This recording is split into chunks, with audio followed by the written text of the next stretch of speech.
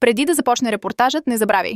Разбий копчето за харесване. Опитваме се да щупим рекорда и този път чакаме цели 444 палеца нагоре. Не забравяй също да оставиш коментар с хаштага #MyKemalin.com, да споделиш видеото във Facebook, да го споделиш и в X, да харесаш страницата ми във Facebook, да ме последваш в Snapchat, в Instagram и в X. Само че няма нужда да ме следваш по улицата. Това вече е супер зловещо.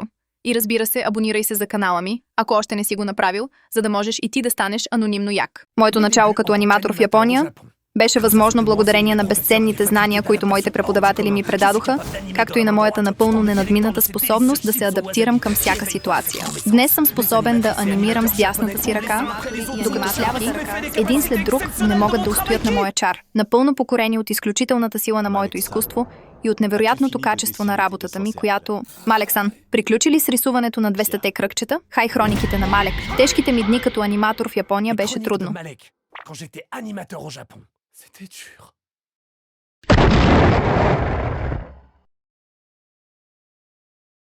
Винаги съм мечтал да стана аниматор в Япония. Тази мечта така и не се осъществи. Причината не е само, че никога не овладях достатъчно добре японски език. Истината е по-проста. Не всяко желание намира своето място в света. Именно за това реших да направя този документален репортаж. Повечето от нас прекарват живота си в преследване на образ, който никога не е принадлежал на действителността. Егото ни убеждава, че сме изключение, че съдбата ни дължи смисъл, признание или успех. Но светът не обещава нищо. Той не възнаграждава усилието, нито наказва бездействието. Просто съществува, безразличен към нашите очаквания. Ако искаме да продължим напред, първо трябва да се научим да погребем собственото си его. Сега остави гордостта си на страна. И слушай тези 3 принципа, а след това ще те оставя с останалите свидетелства. Стъпка 1. Преразпредели времето си. Времето е единственият ресурс, който никога не се връща. Всеки избор е отказ от безброй други възможности. Приоритетите не определят какво искаме,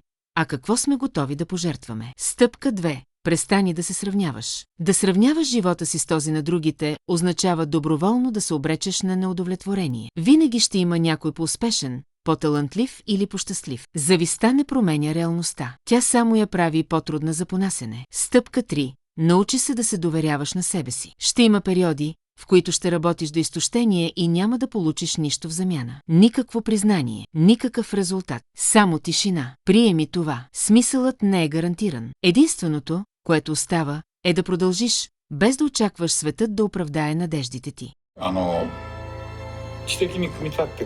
Това не е нещо, което мозъкът просто отваря. Идеите изплуват на повърхността от неизвестно място в съзнанието. Имам предвид най-примитивната част на мозъка, древния влечугов мозък. Тя е дива, първична и безмилостна, но обикновено е под контрол. Понякога, за да достигнеш до нея, трябва да полудееш.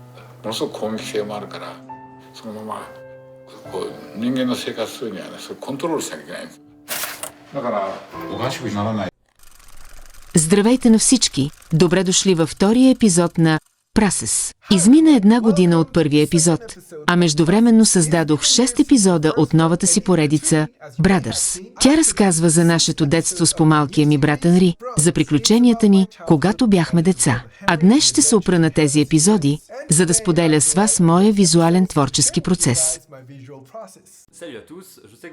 Здравейте на всички! Знам, че много от вас гледат този YouTube канал. Ще ви разкажа за техниката и софтуера, които ще ви позволят да започнете да правите анимация още сега.